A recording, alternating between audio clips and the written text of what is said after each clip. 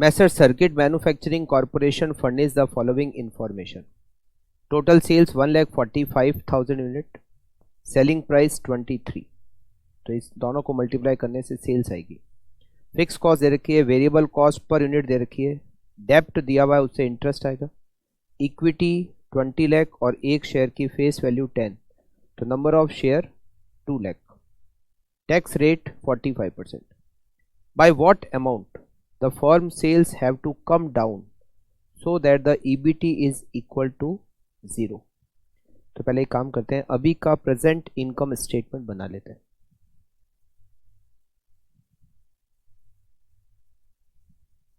Income statement present,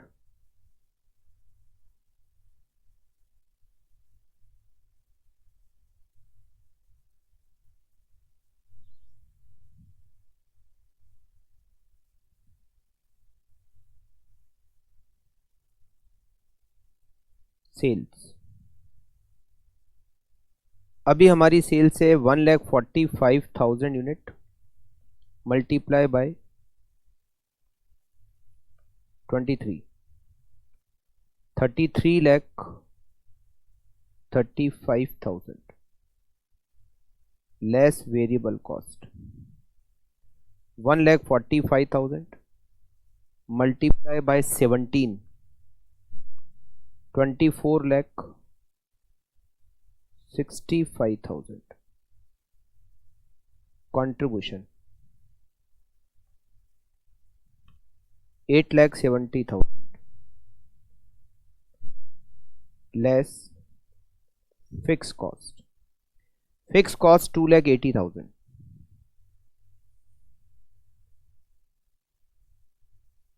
interest EBI, ये होगा हमारा EBIT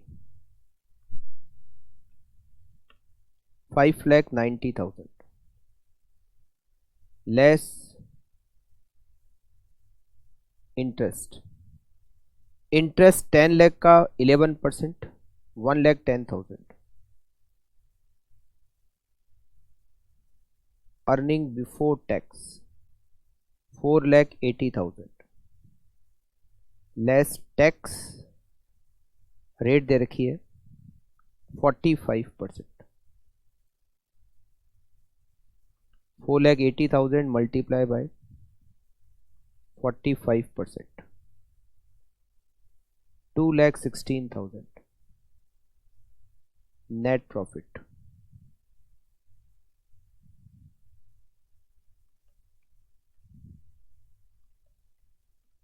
$2,64,000। Point number A, sales कितनी कम होगी जिससे कि ईबीटी 0 हो जाएगा। अच्छा, एक ये जो वेरिएबल कॉस्ट है इसका परसेंटेज निकाल लेते हैं और कंट्रीब्यूशन का परसेंटेज। 24,65,000 divided by 33,35,000,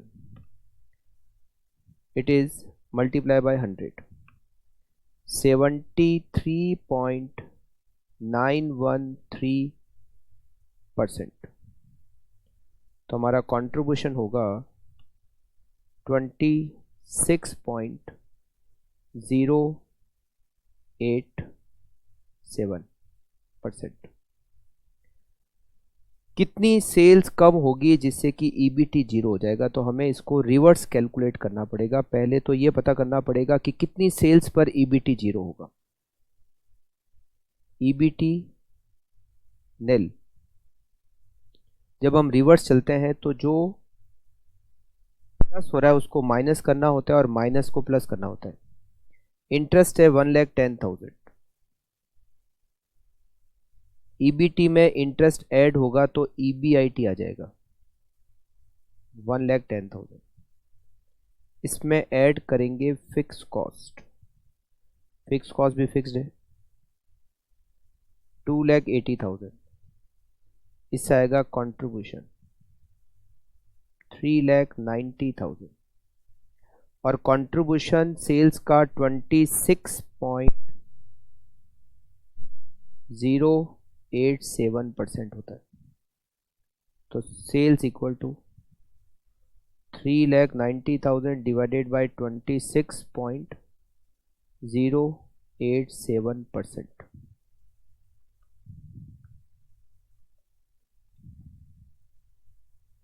14,95,000 almost.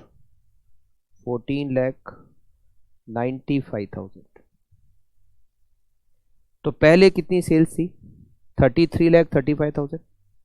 तो सेल्स कितनी कम होगी? Decrease in sales, decrease of sales value.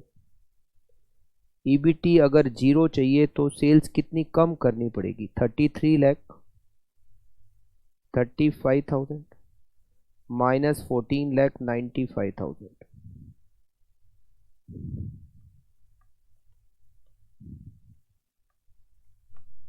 18,40,000. 18,40,000 से सेल्स को डिक्रीज करना पड़ेगा, तब जाके ईबीटी 0 हो जाएगा. नेक्स्ट पॉइंट है, if EBIT double what is new level of EBT. अभी ईबीआईटी कितना है? 590. अगर ये डबल हो जाए तो डबल होकर कितना हो जाएगा? ईबीआईटी अभी 5,90,000 है, अगर डबल हो गया तो 11,80,000 हो जाएगा. अच्छा, इंटरेस्ट फिक्स्ड होता है और इंटरेस्ट का अमाउंट है 1,10,000. अगर इसमें से इंटरेस्ट माइनस करेंगे तो हमारा ईबीटी हो जाएगा 10,70,000 आंसर.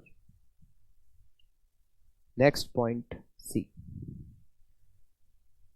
ओएल, एफएल और सीएल कैलकुलेट करना है. OL contribution divided by EBIT. Contribution 8,70,000, EBIT 5,90,000.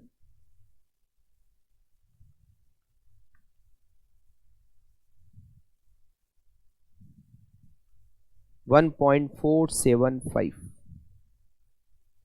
FL EBIT divided by EBT. EBIT 5,90,000 and EBT 4,80,000.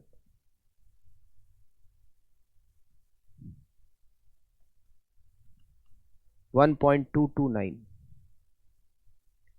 CL contribution upon EBT 8,70,000 divided by 4,80,000. 1.8125. Last point. If the firm belongs to an industry whose asset turnover is 0.75, does the firm have a high or low degree of asset turnover? Industry का asset turnover 0.75 है, तो हमारा उससे ज़्यादा है या कम? तो हम पहले तो हमारा एसेट टर्नओवर रेशियो कैलकुलेट करते हैं. Equals to sales divided by total asset. हमारी सेल्स कितनी है? 33,35,000. टोटल एसेट बैलेंस शीट तो नहीं दे रखी है, बट यहाँ पर बैलेंस शीट के दो आइटम दे रखे, एक तो लोन और एक इक्विटी शेयर. 10 लाख रुपीज़ का डेप्ट है, 20 लाख रुपीज़ की इक्विटी शेयर है और कुछ दिया हुआ नहीं है, तो हम ये एज्यूम करेंगे कि इन दोनों की टोटल ही टोटल एसेट होगी, which is 30 lakh divided by 30 lakh. 33,35,000 divided by 30 lakh, it is 1.11. Industry का एसेट टर्नओवर केवल 0.75 है, हमारा ज़्यादा है. Asset turnover is more than industry average.